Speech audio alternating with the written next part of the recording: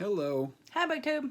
Well, we're here to talk about this is going to be our creep out video. Did anything scare us? Did anything creep us out over the last week that we read during Gothic Horror Week or not? Mm-hmm. And I'll tell you, nothing. I mean, I haven't been scared reading a book in years and years, if ever. I don't remember ever being like so scared I had to turn the light on or anything like that, or leave the light on. I do. Yeah, Becky does, but I don't think anything's ever scared me like that. But we had some creepy moments in some books this week. Mm-hmm. Yeah. Yeah, talk about it? Yeah, there are actually a couple of books or stories that creeped me out this week. So I talked in an earlier video. What I read this week was Carmilla by Joseph Sheridan Le Fanu, Small Horrors by Darcy Coates, The Beautiful Stranger by Shirley Jackson, and The Bus, also by Shirley Jackson. And there were a couple of things that creeped me out. No, there's only one that creeped me out from that list. Yeah, Carmilla's not scary. There's one that he read that creeped me out when I read it. So the one that creeped me out this week was a story in Darcy Coates' book, Small Horrors. That's the book, and the story is called The Knocker, and it's the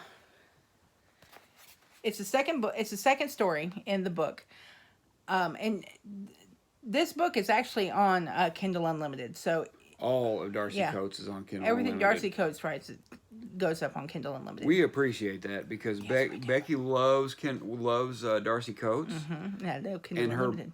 And her books are not exactly cheap, but they're not expensive for what they are. Trade paperbacks. Mm-hmm. They have great prices on them. Yeah, most of her books are big paperbacks. Yeah. But the story it's about this. It has a twisty ending that's surprising for a 6-page short story. But it's about this girl who goes out on a little boat in the middle of a lake and starts getting terrorized by something. And I was sitting there reading it going, I can't read this in the dark. I had to put it down for a second and pick it back up because it's so good. But yeah, it's called The Knocker. It's the second short story in the book. Horrors. In Small Horrors. Of course, the 16th story, I think it was the 16th story in that book, really creeped me out too, is because it's got bugs. I think there were, what did you say, 50 stories or 60 stories? 50. 50? Mm-hmm. Yeah, that's pretty cool. Yeah. Other than that, I didn't get creeped out by anything, but it's because everything else I read they were literary horror. It's Shirley Jackson. Her stories are not creepy. They're not scary at all. They're more, I guess, thrilling literature. And, well, there's nothing really creepy about Carmilla at all. Of course, it's the first vampire story, but it wasn't creepy. I enjoyed them. But yeah, it's very gothic, though. Definitely gothic. And it is horror. Mm-hmm. You know, it's supernatural horror. It's, yeah. Okay. My turn? Yep. Okay, the one thing I read this week that I thought was really creepy was this book right here, Malevolent Nevers. Talked about this in the last video.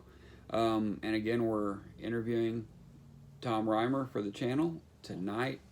If you're watching this on Sunday, we're interviewing him tonight at 7 o'clock. We would love it if you can come by and give him some support.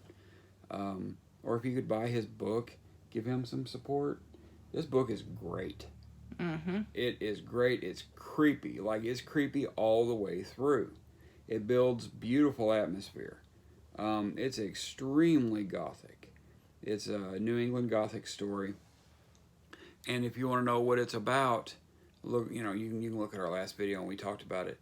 But there are some really creepy stuff in this. It's cinematic in a way. I would love to see this made into a movie. Oh, me too. I think this would make an amazing movie. It'd make a fantastic movie. Yeah, so we need to get on that. See Oh, if yeah. we can talk to somebody about making this into a movie. We'll ask Tom about it tonight if it's been optioned or anything, because it really deserves it. It should be. Yeah. I've seen slightly similar things on screen that just weren't all that effective. This could be effective as a movie. Yeah, that book actually creeped me out in a couple of places too. Yeah. Yeah, we were both sitting there talking about when he was reading. He's going, "Oh my god, that was creepy." Yeah, there was some really creepy stuff. I love it. The old lady was creepy. She was so creepy. I could hear the sounds. It's so well described. And there's a scene with a Incredibly scarecrow. atmospheric. Yeah, incredibly atmospheric. Mm-hmm. It has atmosphere out the ears. It's the dolls crazy. and the clowns, that kind of stuff. I mean, it's got so much creep factor. Mm-hmm. But the book's got heart as well. It does. A lot of heart. It does. It's so good. Yeah. Yeah. It delivers on the horror. It really does. Yeah. The Fall of the House of Usher has some pretty creepy stuff in it as well, especially right near the end. The way he describes, the sister and all of that. Great. I mean, Mm-hmm. it's considered great for a reason, because it is great. Yep. It is a great story, and it's one I'm going to read a lot more. The Kit Bag by Algernon Blackwood was about as good as anything I read this week. It had some great creep factor. Yeah. Get you in the right setting. Read it in the dark when you're like in the silent by yourself. It was awesome. It's fantastic. Yeah, had a great time with the Kit Bag. That's another one you can read, or you can listen to the audio book on Kindle. It's very similar to an M.R. James story, but M.R. James, I think, started writing after Algernon Blackwood. They were contemporaries, but Algernon Blackwood was older. I don't know who wrote the most stories, but so far I prefer Algernon Blackwood. But I think they're both great. Yeah. Just absolutely great. Well, from what I've read of Algernon Blackwood, The Willows and the Kit Bag, he's got creep factor down to a science. They were both some good creepy stories. I loved it. And I probably read more this week. I know I had a couple of things like Young Goodman Brown, which I didn't get to finish. I just had too much to read this week where other things are concerned. Besides horror are concerned, so I didn't get to finish it. I got to start it, but then had to start on something else and had to set it down. But that's what I read this week, and we didn't really have anything that just scared us to death, except that one story from Darcy Coates from Becky.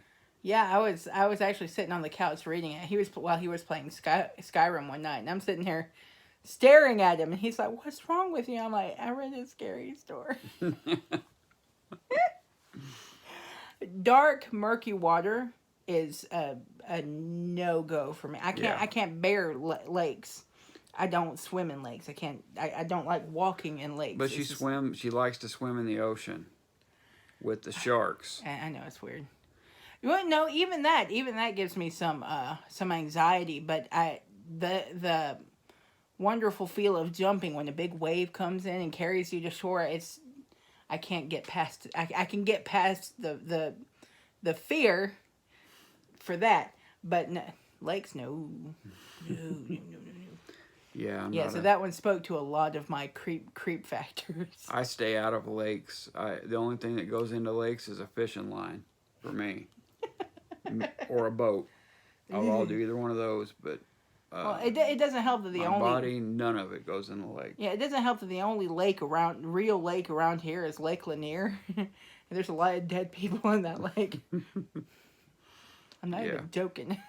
Yeah. But that no. That if you're looking for a good creepy story, that second one by Darcy Coates is a really good. It's called go-to. Knocker. It's called Knocker. Okay. But yeah, that's it for our Did It Scare Me video this week.